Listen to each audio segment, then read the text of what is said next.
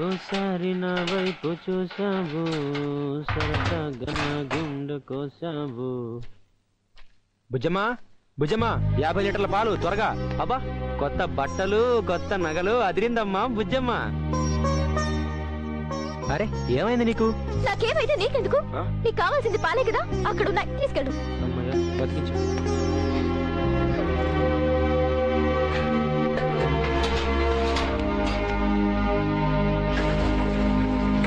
ఈరోజు ఏమైంది దీనికి? ఎప్పుడు గజ్జల గుర్రలా గంతులేసేది, ఈరోజు మూడీగా ఉంది. తెలుసుకుంటే పోలా.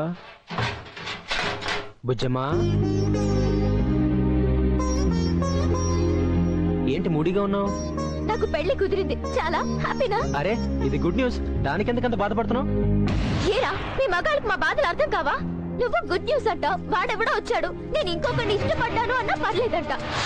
అమ్మాయి బాగా నచ్చింది, పెళ్లికి రెడీ అంటాడు. నానేమో ముహూర్తం పెట్టేసుకుందాం అంటాడు. నాకు నచ్చక్కర్లేదా? నా ఇష్టంతో పని లేదా? నాకు ఆ పెళ్లి ఇష్టం లేదు. నా మనసులో నీకు తప్ప ఇంకెవరికి చోటు లేదు. అర్థమైందా? పిచ్చే కింద నేనంటే నిన్ను ప్రేమించడం ఏంటి? అయినా నువ్వు ప్రేమించే సరిపోతుందా? నేను ప్రేమించాలిగా. అంటే నువ్వు నన్ను ప్రేమించట్లేదా? లేదు లేదు లేదు. నా కళ్ళలోకి చూసి చెప్పు. ఇదిగో నీ కళ్ళలోకి చూసి చెప్తున్నాను, నేను ప్రేమించట్లేదు ప్రేమించట్లేదు ప్రేమించట్లేదు. ప్రేమించట్లేదా? నువ్వు ప్రేమించినప్పుడు నేను బతకడమే బేస్. నిన్నే నా గురించి ఏం తెలుసు? నన్ను గుడ్డిగా ప్రేమించావు. నేను చిన్నప్పటి నుంచి దురదృష్టవంతురాలే. పుట్టగానే అమ్మని పోగొట్టుకున్నాను. ఇప్పుడు ఇష్టపడ్డ వాడిని దక్కించుకోలేకపోతున్నాను. నువ్వు కేవలం అమ్మని మాత్రమే కోల్పోయావు, అయినా అమ్మని మరిపించే నాన్న నీకున్నాడు. అంటే నీకు తెలిసింది బయటికి కనిపించే రమణ మాత్రమే, కానీ నా లోపల ఇంకో రమణ ఉన్నాడు. వాడు నువ్వు అనుకుంటున్నంత మంచివాడు కాదు. దోపిడీలు చేస్తాడు, దొంగతనాలు చేస్తాడు. అవును, గత 7 ఏళ్లుగా సిటీలో జరుగుతున్న వరుస దోపిడీలు చేస్తోంది నేను, ఏడుకొండలు, వెంకట్. నువ్వు ప్రేమించకపోయినా పర్వాలేదు, అబద్ధం చెప్పుకో. అబద్ధం కాదు, నిజం. నా చిన్నప్పుడు మాకు 3 ఎకరాల భూమి ఉండేది. దాంట్లో అప్పు చేసి పత్తి వేశాడు మా నాన్న. కల్తీ విత్తనాల కారణంగా పంట పోయింది. దాంతో అప్పుల బాధ తట్టుకోలేక ఊరేసుకుని చనిపోయాడు మా నాన్న.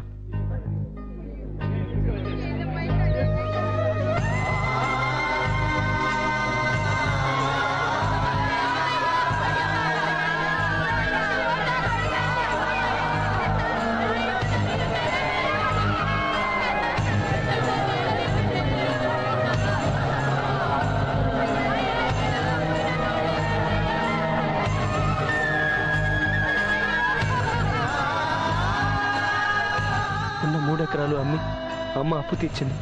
కొన్నాళ్ళకి జబ్బు చేసి అమ్మ కూడా చనిపోయింది. అప్పుడు నేను అనాథనయ్యాను. నాలాగే ఏడుకొండలు కూడా తన చిన్న వయసులో అమ్మా నాన్నల్ని కోల్పోయాడు.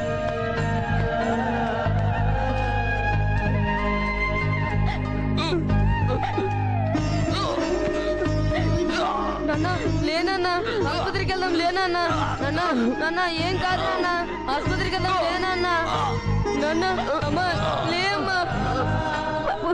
నాకు మీ దానికి నేను ఒంటరిని చేసి వెళ్ళిపోతున్నా. నీలాగా ఏ రెస్పెక్ట్ అవ్వకుండా చూడు. ఏడుకొండలు జాగ్రత్త. అమ్మా అమ్మా లేమ్మా. అమ్మా నాన్న నాన్న ఆసుపత్రికి వెళ్దాం. లేనన్నా నాన్న లేదన్నా. నాన్న నాకు భయం వేస్తుందన్న. నాన్న నాన్న నాన్న బతకవరా? పురుగుల మందు తాగే ముందు నీ గురించి మర్చిపోయావరా? ఇప్పుడు నిన్ను చూశాక బతకాలనుందిరా. బాగా చదువుకోనన్నా, బాగా చదువుకో. నీ అమ్మకు పట్టిన గతి నాకు పట్టిన గతి ఈ భూమి మీద ఎవరికి పట్టకూడదు. ఏం చేయదన్నా, నకిలీ ఎరువులు నకిలీ విత్తనాలు ఎక్కడ చూసినా దోపిడీ దోపిడీ దోపిడీ. ఇది ఇలాగే జరుగుతూ పోతే కొన్నాళ్ళకి రైతనేవాడు భూమి మీద లేకుండా పోతాడన్నా. నాన్న మంచిగా చదువుకో నాన్న. నాన్న రైతు బతకాలి నాన్న, రైతు బతకాలి. రైతు రాజ్యం రావాలి నాన్న, రైతు రాజ్యం రావాలి నాన్న. నీ స్కూల్ మాస్టర్ దగ్గరికి నువ్వు వెళ్ళిపో, బాగా చదువుకో. అలాగే నాన్న.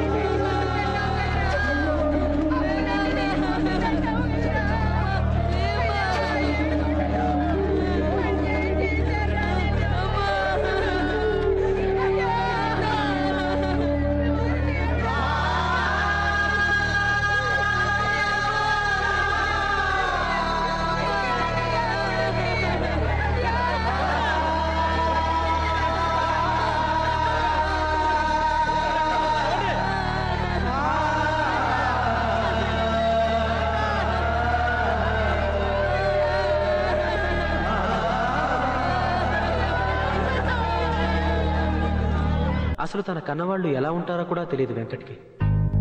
మేమిలా అనాథలుగా మారడానికి కారణం కల్తీ విత్తనాలు, కల్తీ ఎరువులు, అవినీతి పరుల స్వార్థం. నన్ను, ఏడుకొండల్ని, వెంకట్ని మా మాస్టారే పెంచి పెద్ద చేశారు. మా అమ్మా నాన్నల్లాగా ఇంకే రైతు చావకూడదని ఆయన ధ్యేయంగా పెట్టుకున్నారు. ఎలా అయినా సరే రైతుల్ని ఆదుకోవాలని మా మాస్టర్ భావించారు. అదే మేం కూడా ఆశయంగా పెట్టుకుని రైతులకు అన్యాయం చేసే వాళ్ళని దోచుకుని వాళ్ళని ఆదుకుంటున్నాం.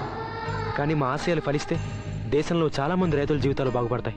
అనాథలమైన మమ్మల్ని పెంచి పోషించి మంచి నేర్పించిన మాస్టర్జీ మాకు చెప్పింది ఒక్కటే, లోకా సమస్త సుఖినో భవంతు. నలుగురి మంచి కోసం నేను చావడానికైనా సిద్ధమే. నేను ప్రవాహంలో కొట్టుకుపోయేవాడిని. నన్ను పట్టుకోవాలనుకోవడం అవివేకం. అలా కాదని నువ్వు ట్రై చేస్తే నాతో పాటు నువ్వు కొట్టుకుపోతావు. పైగా మేము ఎప్పుడు పట్టుపడతామో మాకే తెలియదు. ఒకవేళ దొరికితే జైల్లో పెడతారో లేక ఎన్కౌంటర్ చేస్తారో కూడా తెలియదు. నన్ను మర్చిపో అని చెప్పడం చాలా ఈజీ, కానీ మర్చిపోవడానికి ప్రయత్నించు.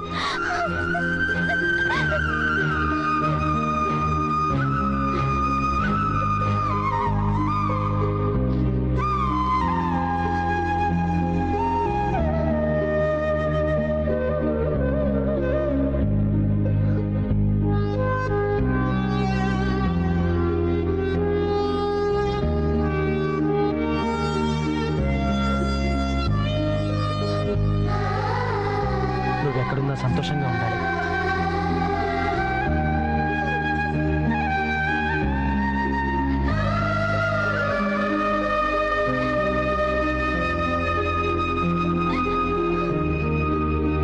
రేపు రాత్రి ఆ మెగా సీడ్స్ ఓనర్ గంగరాజ్ ఇంట్లో మనం దొంగతనం చేయబోతున్నాం.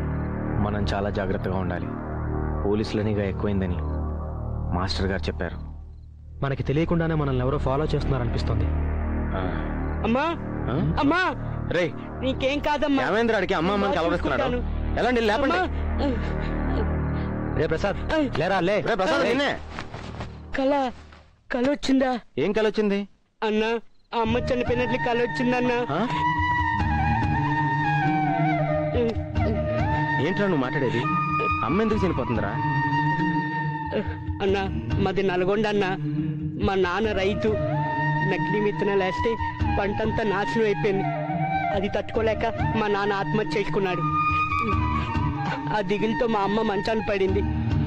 ఆ అమ్మని ఎలాగైనా బాగా చేర్చుకోవాలని పట్టుదలతో ఈ ఊరు వచ్చాను. ఉద్యోగం దొరకడం చాలా కష్టమైంది. కొడుకు కింద కూడు పెట్టే వాళ్ళే కరువు అయ్యారు. మిమ్మల్ని కలిసేదాకా రూపాయి సంపాదిస్తానన్న ఆశ లేదు. మరి ఈ విషయం ఇంతకాలం మాకు ఎందుకు చెప్పలేదురా? అన్నం పెట్టడమే కష్టమైన ఈ ఊర్లో మీరు జీతం కూడా ఇస్తున్నారు కదన్నా. మీకు నా కష్టాలు చెప్తే పనిలోని తీసేస్తారని భయం అన్నా. ఇది వరకు ఒకసారి ఇలాగే జరిగిందన్నా. రేపు పొద్దున్న నీకు డబ్బులు ఇస్తాను. నువ్వు వెళ్ళి అమ్మని చూసొద్ది కానీ పడుకో, సరేనా? సరే అన్నా. మన రాష్ట్ర ప్రభుత్వం కూలిపోబోతుంది. దానికి కారణం ఎంపీ గంగరాజు గారైన వార్తలు వస్తున్నాయి. స్వయంగా ఎంపీ గంగరాజు గారే ఇక్కడున్నారు. ఆ నిజాలేంటో ఆయన నోటి వెంట విందాం. సార్, రాష్ట్ర ప్రభుత్వం కూలిపోవడానికి కారణం మీరేనని వార్తలు వస్తున్నాయి. దానికి మీ సమాధానం? నేను కూల్చేయటం ఏమిటమ్మా? ప్రభుత్వానికి పునాదులు లేవు, కూలిపోయింది అంతే. సార్, కాబోయే సీఎం మీరేనని వస్తున్న వార్తలపై మీ కామెంట్? చూడమ్మా, జీవితంలో నేను ఏమీ కావాలనుకోలేదు. నేను ప్రజలకు చేసిన సేవకి, రైతులకు అందించిన సహాయానికి ఆ దేవుడే నాకన్నీ ఇచ్చాడు. ఇప్పుడు స్వయంగా ఆ దేవుడే నన్ను ముఖ్యమంత్రిని చెయ్యాలనుకున్నప్పుడు నేను కాదనగలనా? నేను కాదంటే ఆయన ఊరుకుంటాడో చెప్పు?